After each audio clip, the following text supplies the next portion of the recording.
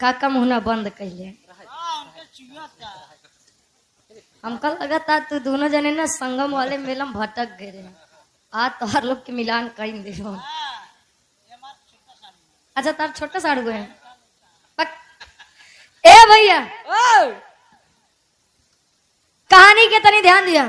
Guardian जी लोग बैठे हैं, ये बड़का भैया बैठा है, छोटवार गधे लोग बैठा है। ये बिरहा जानला सब खातिर बा, समझ ले बस, सुन ले बा। तो अगर आप बिरहा से 10 जने कुछ चेत ले बा तो हमारे बिरहा गाँव सफल रही। नहीं आनंद आपो लोग लिया, हम लोग आनंद दिए। आप अपने घर, हम अपने घर।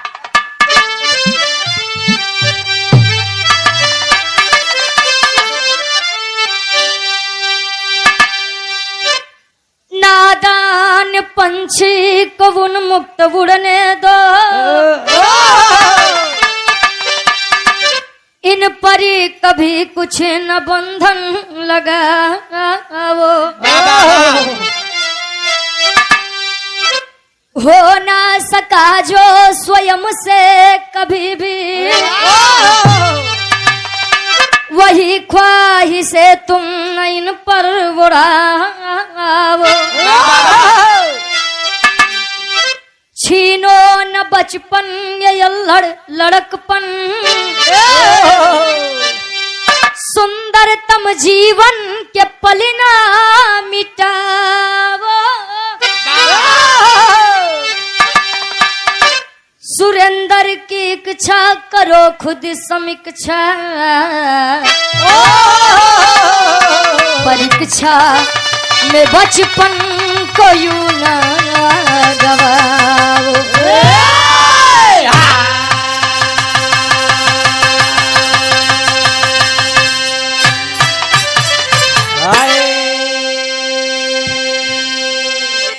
नादान पंछी को उन्मुक्त उड़ने दो। ये गार्जियन जी से कह रहे हैं कबीर जी। नादान पंछी है कौन? छोटे बच्चे, इनकी जैसा, भैया जैसा। क्योंकि बच्चे इस उम्र में यह नहीं समझ पाते कि हमको करना क्या है। और माई बाबू जो सोच लिए तो लड़का सोचते हैं, माता पिता है हमारे खातिर बढ़िया सोचे हैं। और मैं तो कहती हूँ वो बच्चे बड़े भाग्यशाली होते हैं जिनके बारे में उनके माता पिता सोचते हैं। Doctor B R. अम्बेडकर साहब जी ने कहा था कि शिक्षा उस शेरनी का दूध है जिसने पिया है उसने दहाड़ा है। अरे वाह! लेकिन जब पिए बाऊ है नहीं तो स्कूल में आज के गार्जियन समझदार है। फीस इतनी महंगी होगी बा, कापी कपड़ा लत्ता इतना ज्यादा महंगा होगी बा, लेकिन लोग शिक्षित बन रहे हैं, बच्चों को अच्छी से अच्छी शिक्षा देने का काम कर रहे हैं। कुछ लड़के हाँ टाइम पास बदे स्कूल जाते हैं, गए बैग खोले, गुरुजी का पढ़ाओ था कोनो मतलब नहीं बा, हंसन खान खेलन लौटियन, अब बैग तब खुले जब दोबारा स्कूल पहुंचे हैं। शिक्षक के बड़ा महत्व बा। गुरुजी कहत रहन कि पढ़बा लिखबा तब जनबे, नहीं तो केहू कहे भैया याम नहीं महुआ कब, हाँ हाँ महुआ है। बिरहा के बड़ी सुंदर कबीर जी गजल के भाव देते हैं। भोजपुरी गजल बा।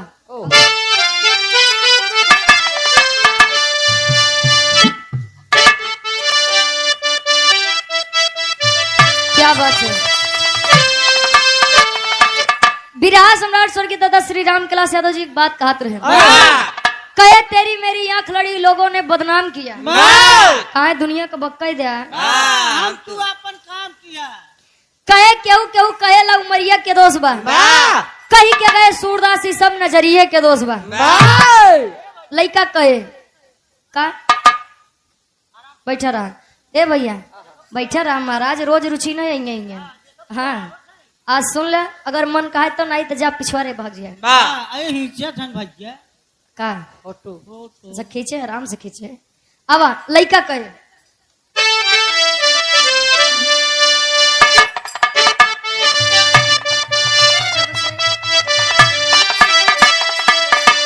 अखिया लड़ल बजब से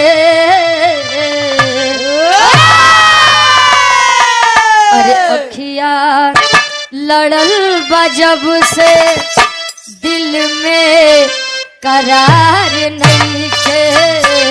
अखिया लड़ल बजब से दिल में करार नहीं थे। अखिया लड़ल बजब से दिल में करार नहीं थे। हम कैसे पाई हमके तोहरा से प्यार नहीं थे।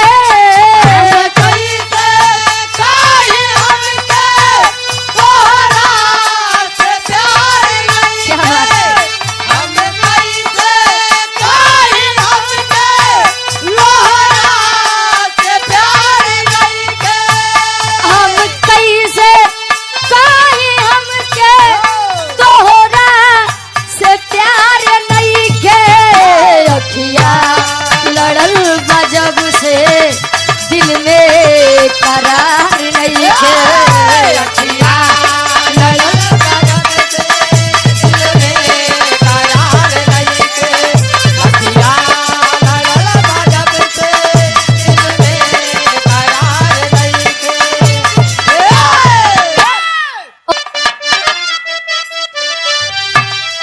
अरे बसता के बोझ गढ़ुअर बसता के बोझ गढ़ुअर बचपन दबा गइल बा।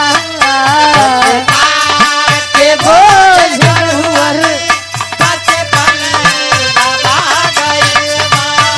बसता के बोझ गढ़ुअर बचपन दबा गइल बा। कैसन जमाना आइल शिक्षा सजा भइल बा। कैसे जमाना आए देखा सजा भइल बा। कैसे जमाना आए देखा सजा भइल बा। कैसन जमाना आइल शिक्षा सजा भइल बा। बसता के बोझ गढ़ुअर बचपन दबा गइल बा। के बोझ गढ़ुअर बचपन दबा गइल बा। बसता के बोझ गढ़ुअर बचपन दबा गइल बा। क्या बात है। स्वप्न तो स्वप्न है बस सड़क की लहर होता है। स्वप्न तो स्वप्न है बस सड़क की लहर होता है। अधिक उम्मीद लगाना भी जहर होता है।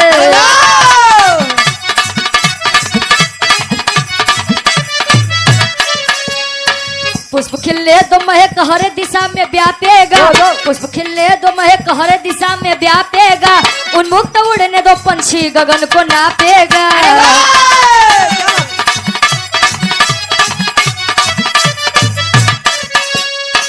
बचपन से ही क्यों उम्मीद अति बढ़ाते हो। बचपन से ही क्यों उम्मीद अति बढ़ाते हो। किशोर भय को भारी बोझ से दबाते हो।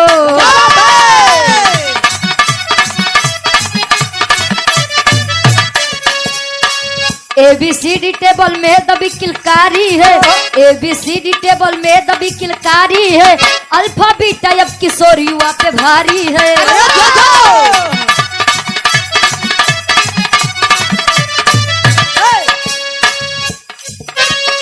डॉक्टर इंजीनियर बनाने की उपरी भाषा है।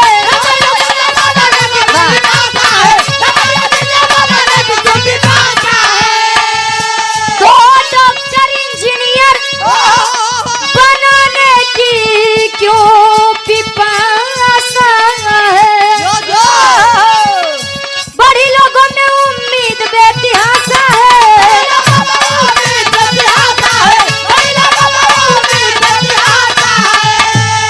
तो बड़ी लोगों में उम्मीद बेतिहासा है। तनी के समझिया स्वप्न तो स्वप्न है, बस क्षण की लहर होता है, अधिक उम्मीद लगाना भी जहर होता है। कहे अति का भला न वर्ष, अति का भला न धूप, अत्र सर्वत्र वर्जते। अति जहां पर आ गया समझ लीजिए वहां पर विनाश तो तय है।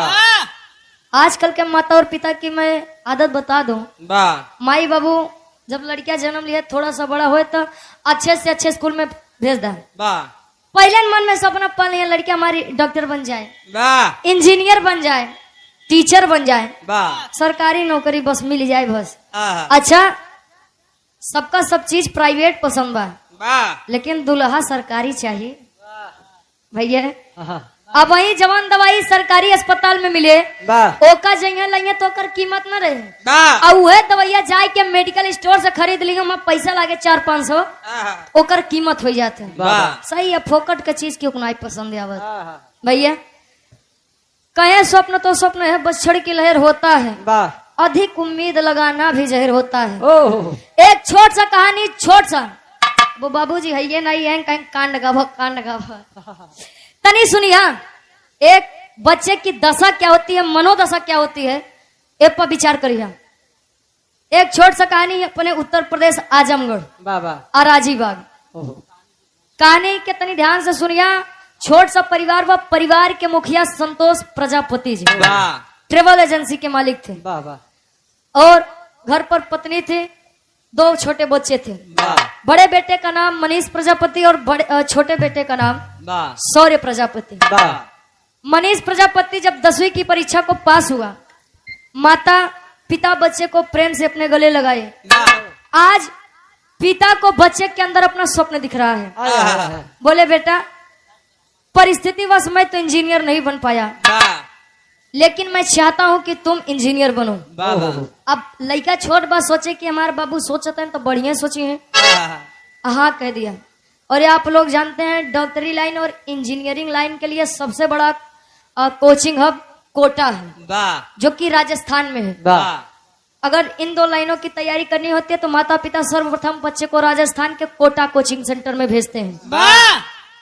बच्चे को बोले कि बेटा राजस्थान के लिए तैयार हो, सामान भरो। अब लड़का छोटको सौर्य कहे बाबू पापा भैया को छोड़ने में भी चलूंगा। माता पिता छोटा भाई सौर्य मनीष प्रजापति चारों लोग आज राजस्थान जाने के लिए तैयार हुए। एक लाइन गीत लगत बा, कैसे गुरुजी? और आप गार्जियन जी, धर्म के बड़े भैया आप छोटू पासी जी, बड़की मजारी से गार्जियन जी के द्वारा 101 रुपए का 151 रुपए का महान आशीर्वाद के चारे। कोनो भौजाई अपने ननद से मजाक करे, ननद और भौजाई के रिश्ता कक्का बड़ा बेजोड़ होते हैं। अगर इनके दुजनी में पटई तब अन्ना पटई तब इंडिया पाकिस्तान का मैच हो गया। हाँ ननद अपने में भागे, भौजाई अपने कैती भागे। भौजैया मजाक करे कैसे?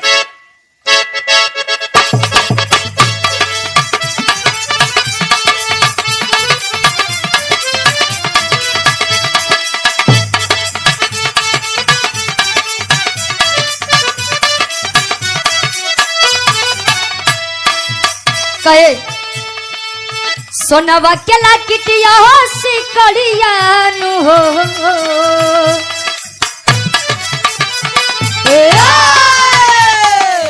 सोनवा के लाकिट हो सिकड़िया हो, बतावा ननदो के कर दी होल हो।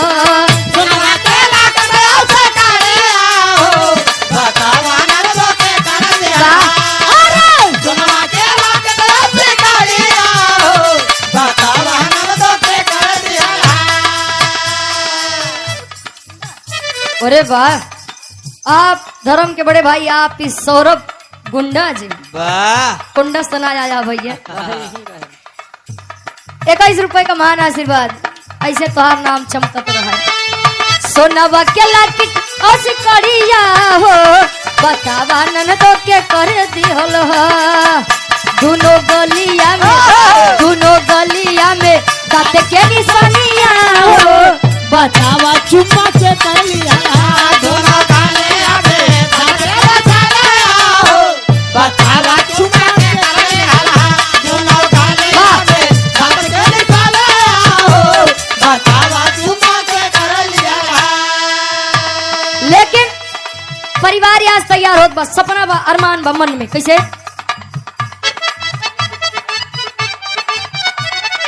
कंवरिया संघ के अध्यक्ष आप अवधेश पटेल जी ना कार्यक्रम के आयोजक साहब गार्जियन जी के द्वारा 101 रुपए का महान आशीर्वाद कहे लड़का मन में सपना पालत बा कैले मनीष तैयारियान हो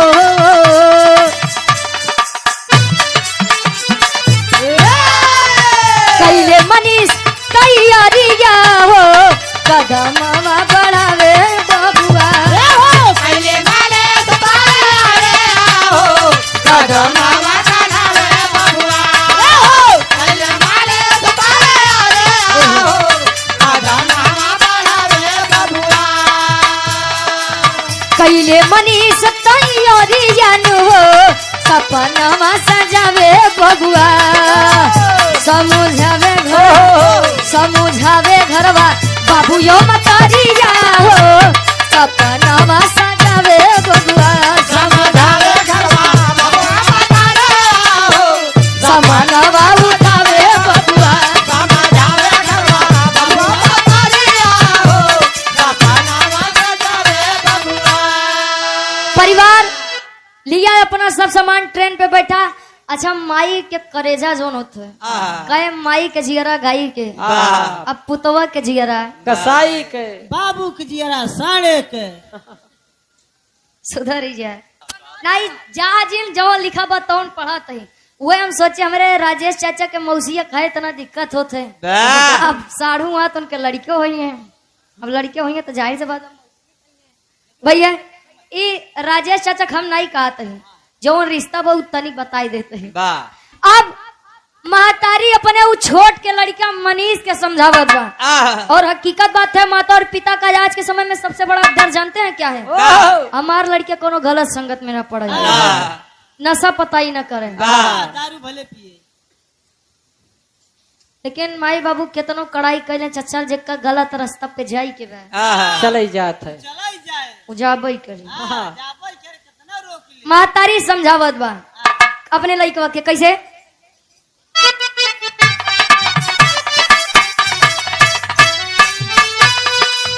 ध्यान दे के पढ़िया बेटा मीट जन बनई हा ध्यान दे के पढ़िया बेटा मीट के सौरभ गुंडा भैया देख ली तनी महू हाँ तनी काम उम लागे तब भाई अब चालू है ज्ञान गुंडा 21 रुपए का महान आशीर्वाद ध्यान दे के पढ़िया बेटा मीट जन बनई हा अपने काम से मतलब रखिया घूमे मत जई हा अपना मतलब रखिया घूमे मत जइया अपना मतलब रखिया घूमे मत जइया डूबे नहीं पावे मोर पगड़िया नु हो डूबे नहीं पावे मोर पगड़िया नु हो कदमवा बढ़ावे बबुआ समझावे घरवा बाबू यो मतरिया हो समनवा उठावे बबुआ समझावे घरवा बाबू माँ अपने बच्चे को समझा रही है बेटा लेकर चल रहे हैं 2-4-10 दिन हम लोग रहेंगे बाकी तो हमें आना ही आना है तो देखना कोई मांस मछली इन सब चक्कर में मत पड़ना शराब के चक्कर में मत पड़ना अपने काम से काम रखना पढ़ना लिखना और नाम रोशन करके आना गार्जियन जी लोग बैठा जे लोग हमारे बिरहा सुनता हो जेका जाए के बजा ये लोग बिरहा सुने ना ये लोग बिरहा देखे आए रहे देख लेन गए ना बे लोग सुने आया है अजय सुनता है तनी सा विचार करिए सबसे बड़ी बात क्या होती है माता पिता अपने बच्चों पर बोझ कैसे बनते हैं जानते हैं सबसे बड़ी बात बेटवा हमार पगड़ी झुकई के ना चाहिए आए हाय हाय बिटिया हमार पगड़ी के लाज बचाऊ ओहो सबसे बड़ी बात यही होती है अब पिताजी बोले बेटा मैंने पूरे परिवार में बताया है पूरे गांव समाज में बताया मैं अपने बेटे को इंजीनियरिंग की पढ़ाई पढ़ाने जा रहा हूँ और मेरा बेटा इंजीनियर बन के लौटेगा इंजीनियरिंग करे खातिर पहले ITI क्वालिफाई करे के पड़ा अब गए एडमिशन करवा दिए। एडमिशन फाउंडेशन कोर्स करवाए। वाह फाउंडेशन कोर्स का मतलब यह होता है कि बच्चा प्रतिस्पर्धी परीक्षाओं की भी तैयारी करेगा और साथ ही 11वीं 12वीं भी परीक्षा आगे पढ़ता जाएगा। गए एडमिशन करवाए, 2 4 10 दिन रहे। वाह बच्चे का मन बहलाए, बेटा अब तुम पढ़ो, हम लोग अपने परिवार अपने गांव वापस जा रहे हैं। वाह बच्चा आया, ट्रेन पे बैठाया पूरा परिवार, छोटा भाई सौर, माता और पिता आजमगढ़ अराजी भाग आए। वाह अब यार लड़का पढ़त बा, वो कोचिंग के एक रूल होता है कि हफ्ता में 3 बार टेस्ट होते हैं। वाह देखा जाता है बच्चा किस काबिल हुआ है, कहाँ तक रैंक ला सकता है। वाह और जब हफ्ते में 3 बार टेस्ट होके तो जवन एक उचित नंबर आवे के चाहिए वो मनीष के नंबर न आवे। अब जितने वहां पर शिक्षक हैं डांट रहे हैं, फटकार रहे हैं, वाह तुमसे जेई क्वालिफाई नहीं होगा, वाह आईटीआई नहीं होगा, जेई हाँ जेई क्वालिफाई नहीं होगा। वाह अब लड़का सोचत बा कि मेरे अंदर कोई गलत संगत नहीं है, वाह मैं कहीं फालतू आता जाता नहीं हूँ, वाह मैं पढ़ाई के सिवा कुछ करता ही नहीं हूँ, तो आखिर ये मेरे नंबर आ क्यों नहीं रही हैं। वहाँ के शिक्षक जितने थे, टीचर जितने थे वो डांट रहे हैं, वाह कहीं ऐसे न मनबे तोरे परिवार के बतावे के परी वाह करत हन का। एक लाइन गीत लगत बा, अब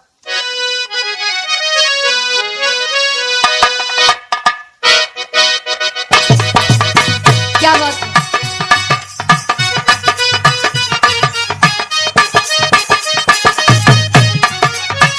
दुल्ही बतावे सावन के महीना में का अंगे अंगे मद मातल दहिया,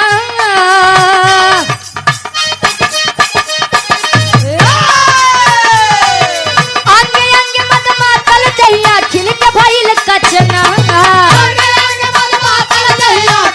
क्या बात है?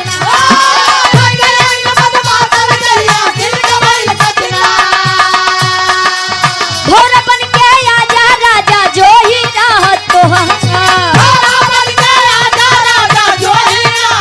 क्या बात है?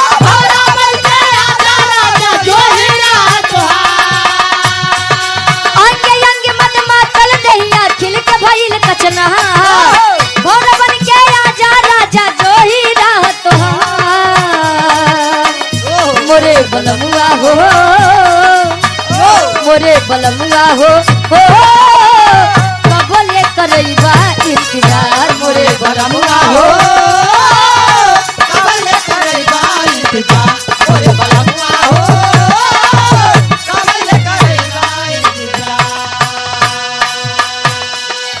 जितने लोग हमारा विराह सुन रहे हैं सिर्फ अपने बच्चे और अपने ऊपर लेकर एक कहानी सुनिएगा।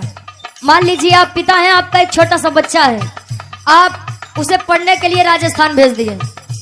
अब सोचिए उस छोटे से बच्चे के ऊपर क्या बीतती होगी जो आप ही लोगों का काम कर रहा है फिर भी वो कर नहीं पा रहा है, और दिमाग में यह टेंशन है कि मुझे पिताजी की पगड़ी बचानी है। समझ कर और सोच कर ये विराह सुनिएगा आप लोग। लड़का की हालत का बा, हर हफ्ता में होवे परीक्षा,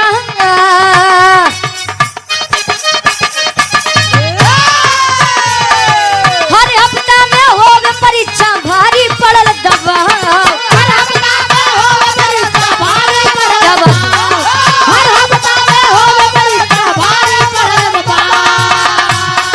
कोमल मन विचलित हो गईले कम नंबर गा, कम नंबर गा।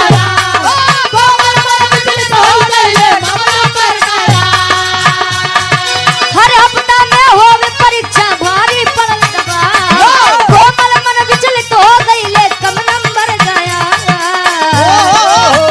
बढ़ल फिक्रिया हो, बढ़ल फिक्रिया हो केहू नहीं बुझे दिल के भाव। बढ़ल फिक्रिया हो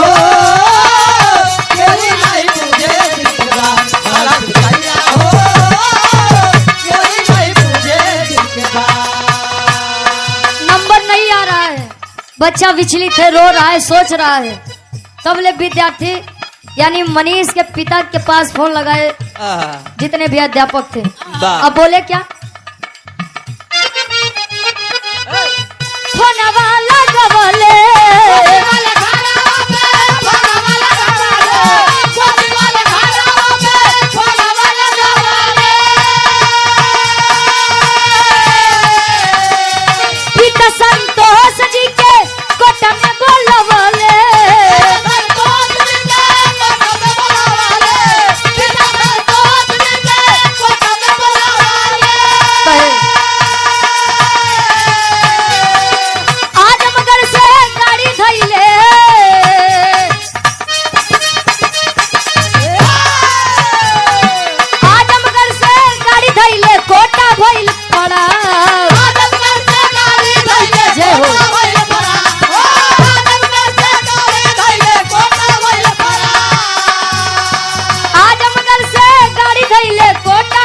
पड़ाओ बढ़ल फिक्रिया हो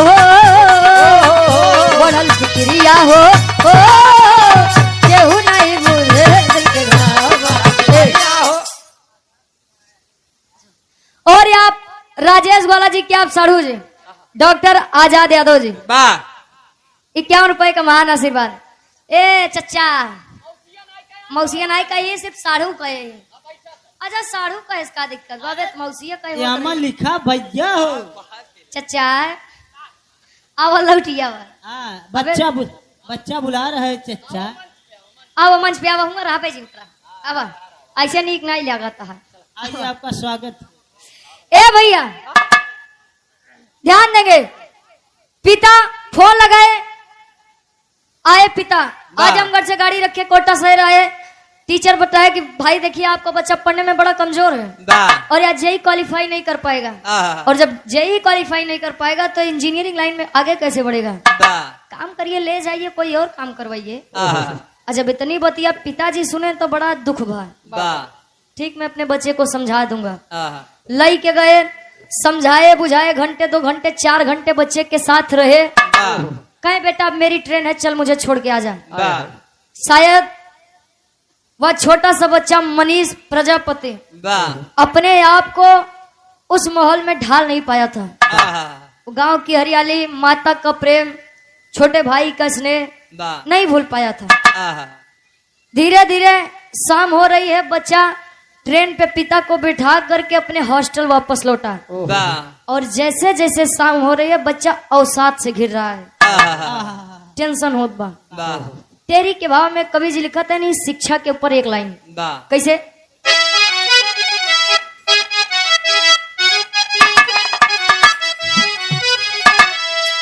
अरे शिक्षा भी अब हथियारी हो गई।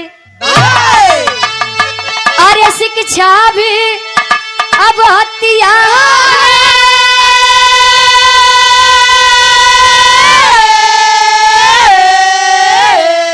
अरे शिक्षा भी अब हथियारी हो गई तो बचपन बिखर गया उम्मीद का बोझा भारी अरे भारी अरे भारी। बचपन बिखर गया उम्मीद का बोझा भारी शिक्षा भी अब हथियारी हो गई। क्यों लिखा है आगे विराह में बताओ। बच्चा हॉस्टल आया जैसे जैसे शाम हो रही है बच्चा टेंशन से घिरत जात बा। मैं जेई क्वालिफाई नहीं कर पाऊंगा मैं इंजीनियर नहीं बना तो पिता की शान और शौकत में कमी आएगी और मुझे मेरे पिता के आत्मसम्मान की रक्षा करनी है। फिर लड़का एक बात सोचे कि अगर हम ही ना रहा मैं ही नहीं रहा तो ना ये सपने होंगे ना ये बदनामी का डर होगा। और यही सबसे बड़ी बात बा जौन माता पिता अपने लड़का से दूर चला जाते।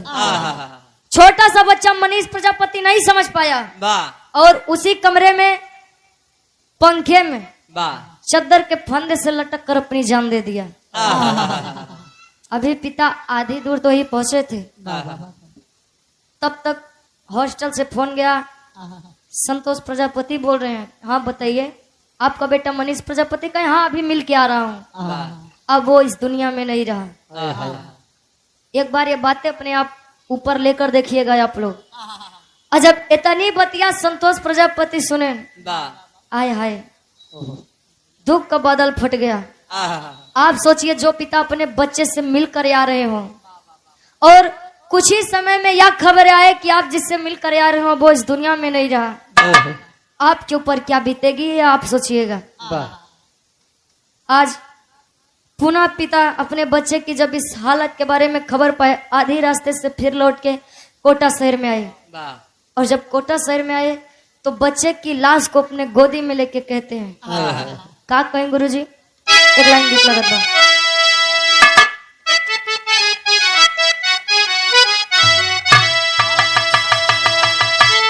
अरे रास्ते में रहले बाबू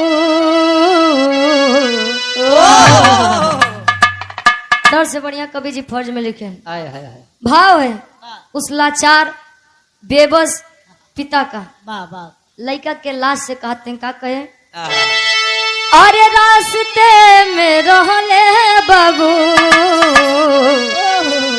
पहले जब खबरिया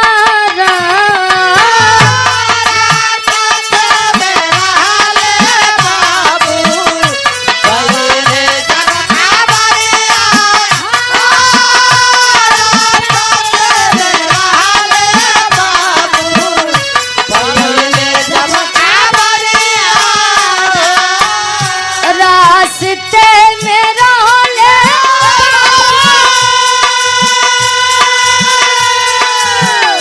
पहले जब खबरिया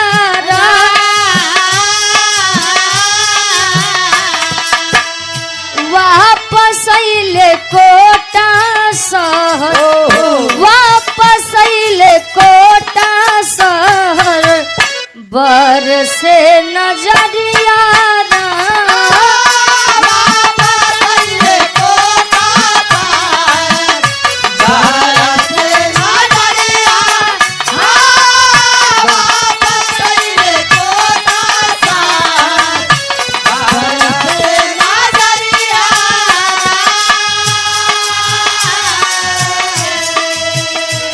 बच्चे को लेकर बेटा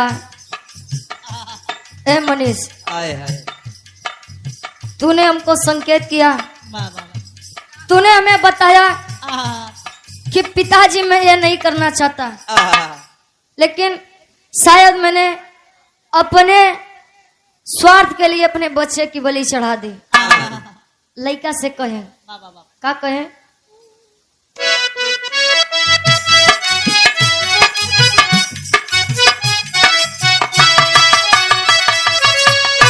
गलती बहमर तोहर दुखवा न बुझली गलती हमर तोहार दुखवा न बुझली गलती हमर तोहार दुखवा न बुझली कहत रहल घरे चलो अमना समझली चाहत रहला घरे चलो हमरा समझली चाहत रहला घरे चलो हमरा समझली कवना जवाब दे कवना जवाब दे पूछी जब मतरिया जवाब दे पूछे जब मतरिया जवाब दे पूछे जब मतरिया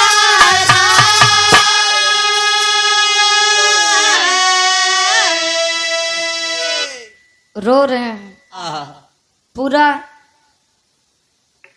शिक्षक हॉस्टल के लोग पिता को सहानुभूति दे रहे हैं। जाने दीजिए जो होना था सो हो गया। कहना बहुत आसान है साहब लेकिन जब इंसान के ऊपर बीतती है तब वह जानता है।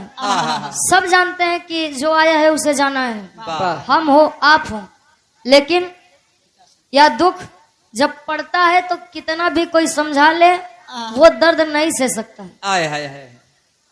कितना भी कोई समझा ले। पिता संतोष रो रहे हैं बच्चे को लेकर बेटा तूने मुझे संकेत दिया लेकिन मैं तेरे संकेत को नहीं समझ पाया। मैं क्या जवाब दूंगा तेरे उस माँ को। उम्मीद में पूरा परिवार बैठा था कि मेरा बच्चा इंजीनियर बन के लौटेगा। इंजीनियर की तो दूर की बात है कुछ ही दिन में मेरा बच्चा मुझसे छिन गया। मैं क्या जवाब दूंगा तेरी उस माँ को क्या जवाब दूंगा उस समाज को क्या जवाब दूंगा उन गार्जियन को जो अपने बच्चे के लिए कुछ सोच कर बैठते हैं। आज लाश कोटा शहर से आजमगढ़ अराजी बाग में आती है और जब अराजी बाग में आई एम्बुलेंस देख के माई एकदम अवाक हो गई। अवाक हो गई माँ सोच रही है इनके पिताजी तो अभी बढ़िया से गए थे, बात भी मेरी हुई थी, सब कुशल है, तो आखिर मेरे घर या एम्बुलेंस क्यों? और जब एम्बुलेंस से बच्चे की लाश उतरती है, आप लोग एक बार महसूस करिए उस माता पिता पर क्या गुजरेगी। छोटा सा मासूम बच्चा जो कल को आता था, हंसता खेलता था, आज उसकी ऐसी हालत देख माँ पागल सी हो गई। लाल के अपने गोदिया में लई के कहा थे, का कहे गुरुजी?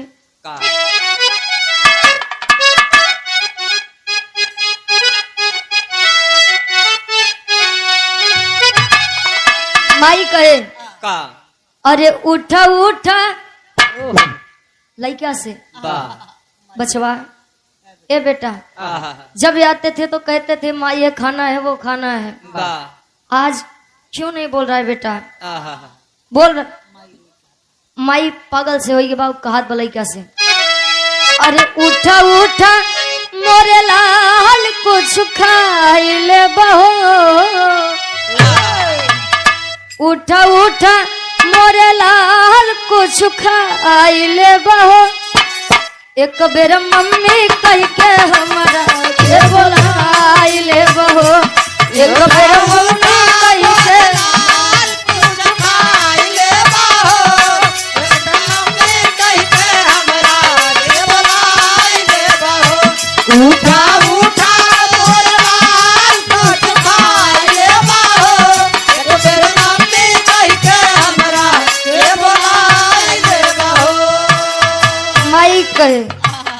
जान ले शिक्षा लाल हम नहीं बुझली, जान ले शिक्षा लाल हम नहीं बुझली, जान ले शिक्षा लाल हम नहीं बुझली,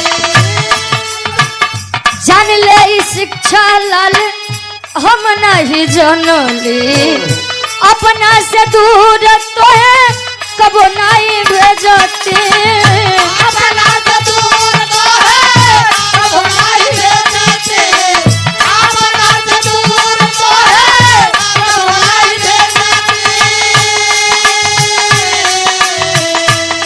देखे जहर कोई हमें भी मुआई देबहो,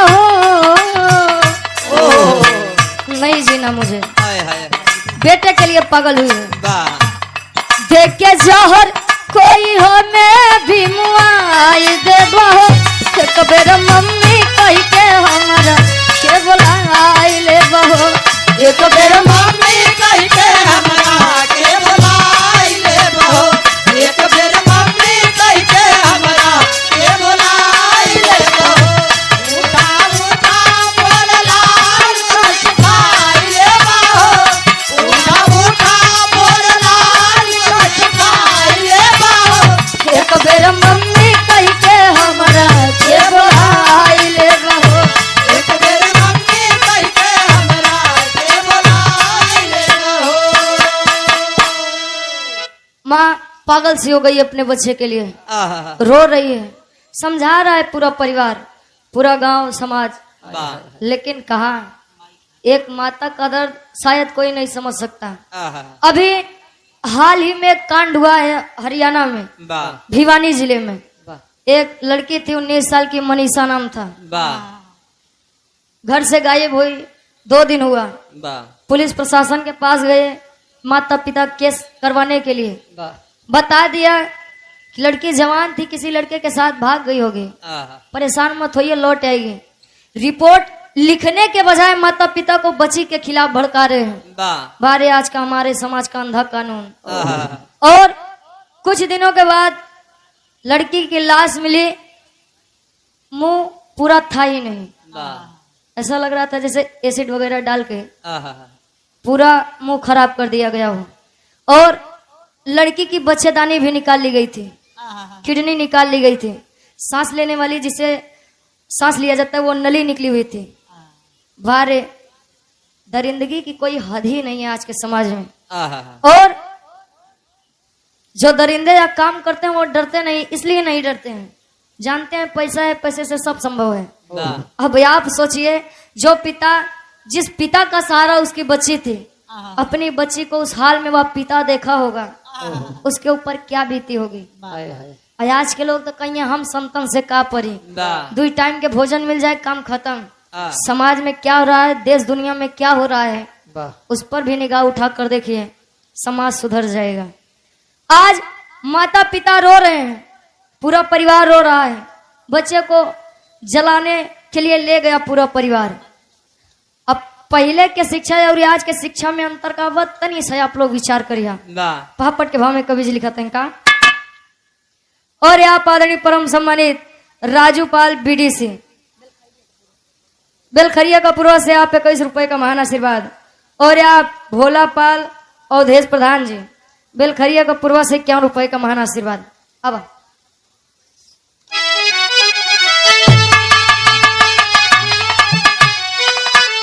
अरे पहले के शिक्षा रहल महान ज्ञान गुण सागर हो। अरे तो पहले के शिक्षा रहल महान ज्ञान गुण सागर हो, तो आज खुलल बा शिक्षा के दुकान ज्ञान गुण सागर हो। आज खुलल बा शिक्षा के दुकान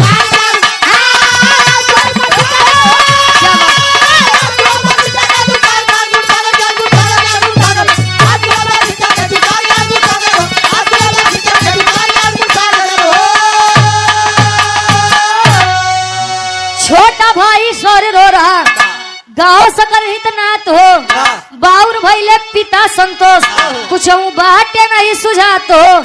अरे ख्वाब इंजीनियरिंग के लेहलस, अब जान ज्ञान गुण सागर हो। तो आज खुलल बा शिक्षा के दुकान ज्ञान गुण सागर हो। पहले के शिक्षा रहल महान ज्ञान गुण सागर हो, आज खुलल बा शिक्षक के दुकान ज्ञान गुण सागर हो। पहले के गुरु दक्षिणा तब लेते रहे जब शिष्य कोनो लायक बन जाए। आज के गुरु बेटवा तार 2 महीना की फीस नहीं जमा बन, पहले जमा करे ओकरे बाद आवे, न जमा हो तो भियान से जी नहीं आया। गुरु द्रोणाचार्य जी एकलव्य उनके शिष्य थे, उनसे गुरु दक्षिणा में उनका एक अंगूठा मांग लिए थे। आज के लड़का के बस एक हाथ लगाए दे, मारे तुम्हारा कैसे आवा सरगु नहरे पावत बतावत है। वाह भैया, फीस इतनी ज्यादा महंगी हो जात बा कि गरीब घर के लोग बच्चों को वहां पर पढ़ा ही नहीं सकते हैं। ढेर कुछ न कहा भी आप लोग समझदार है, पाठशाला बंद मधुशाला चालू, बाकी तो समझदार है। बिरहा में आल्हा के भाव में कवि जी प्रमाण देते हैं कि ऐसे ने शिकायत, ऐसे काम के शिकायत न जान कितना परिवार भवा और कितना लड़का भवा। आल्हा के भाव में कवि जी बताओ। विजय यादव भैया जी समाजवादी गीत के फरमाइश नहीं चचा 51 रुपए का महान आशीर्वाद। अति महत्वाकांक्षा खैलस बचपन के बाबू,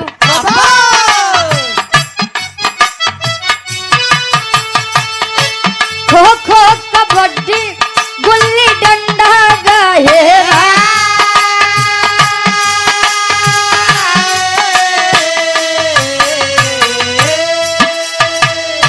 alpha beta sine theta Pythagoras में बाबू,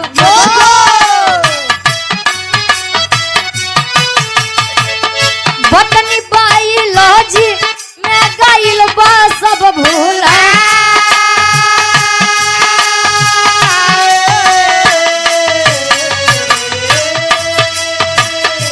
डॉक्टर इंजीनियर से अलग नहीं सोचे बाबू,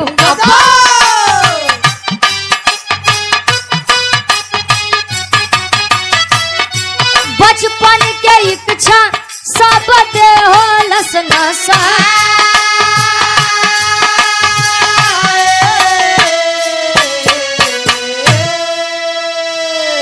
डॉक्टर इंजीनियर से अलग नहीं सोचे बाबू, बचपन के इच्छा सब दे हो लस नसाए। पहले के लोग अच्छा पढ़ाई लिखाई ठीक बा लेकिन खेल कूद में ज्यादा ध्यान देते रहे। आज के क्यों देखा था कोनो लड़के खेल खेले हैं, खो खो हो गया, कबड्डी हो गया, ये कुल तक कुल गेम में हेराई गया। जब से मोबाइल गेम में आई गया, फ्री फायर पबजी इम लड़कियां सब भुलाई गए। अब तनी सा ध्यान दिया, बिरहा लिखात में 2015 से 2023 के बीच में वाह। कितना लड़का अपन जान दी है। सदर अल्हा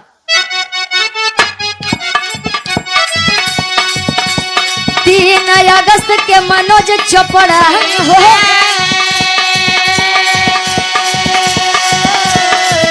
अरे दे दिया जान अपन फसिया लगा,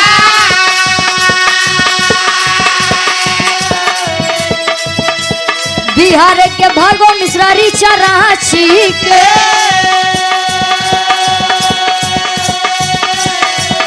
अरे मऊ के प्रियम सिंह मुअली जहर खा,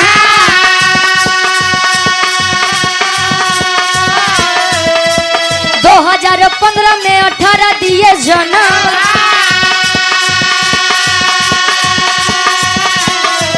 अरे 16 में 17 मरे 17 में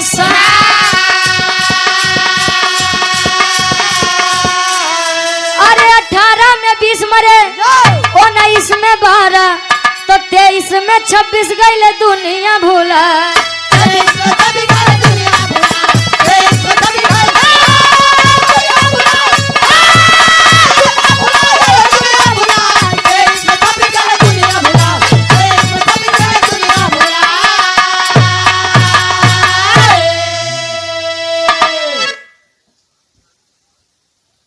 अवधेश भावी प्रधान पद प्रत्याशी जोगीपुर से गार्जियन जी के द्वारा 51 रुपए का महान आशीर्वाद।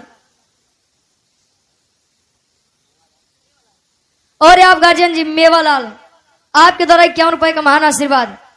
कहे 3 अगस्त के मनोज चौपड़ा हो, कहाँ का था? यही रामपुर उत्तर प्रदेश का। 2023 में 26 बच्चे अपनी जान दिए थे, सिर्फ 2023 में, जिसमें से 21 छात्र यानी लड़के थे और 5 छात्राएं थी।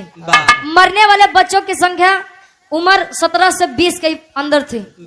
अब सोच लीजिए गलती होती कहाँ से है, जहाँ पे माई बाबू कहते हैं बेटवा हमार पगड़ी न झुके के चाहिए।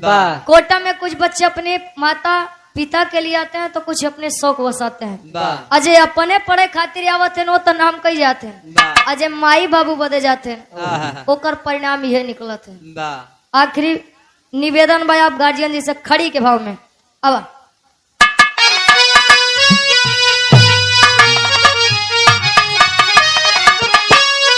अरे डॉक्टर इंजीनियर बनाने में शिक्षा भारी हो गई, अरे तो डॉक्टर इंजीनियर बनाने में शिक्षा भारी हो गई, सोना खेल के मैदान हो किलकारी खो गई, सोना खेल के मैदान हो किलकारी खो गई। 2015 से 2023 के बीच में 121 बच्चों ने अपनी जान दिया है। कल का ये आपके भी साथ हो सकता है, हमारे भी साथ हो सकता है, यदि सही टाइम जहाँ पर बच्चों को माता पिता की जरूरत होती है वहाँ माई बाबू अपने झूठे स्वाभिमान खातिर अपने लड़का के त्याग दी है उछले, लेकिन झूठी शान ना जाए के चाहिए। 2 टाइम भोजन नहीं करता ती गांव समाज दे न आई, 2 टाइम बढ़िया से खाए लगबा ती पूरा गांव समाज देखी अरे यार खात कैसे बा, समाज छोड़ा अपन लड़किया बच्चा अपने परानी पे ध्यान दे। आखिरी में अरे जन्म लिए बचवा के व्हाट डू यू सिखावे हो, तता तथैया लुका छिपी खेल ना बतावे,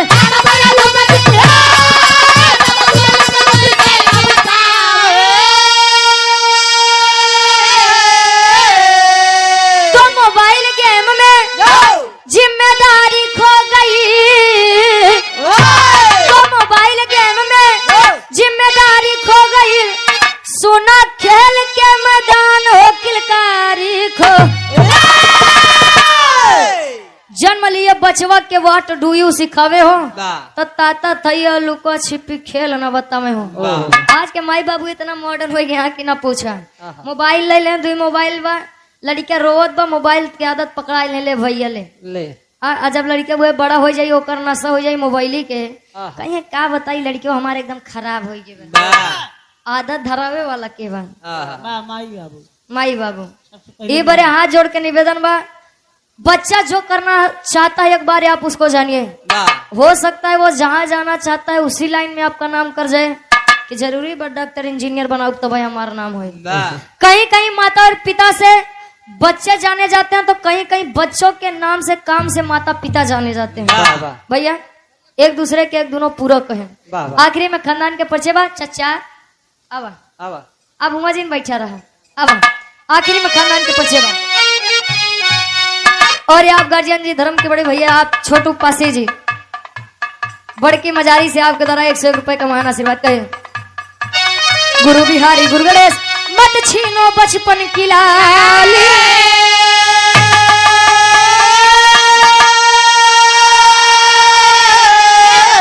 अरे विमल चंद का राधे श्याम गुरु करो सदा रखवाली।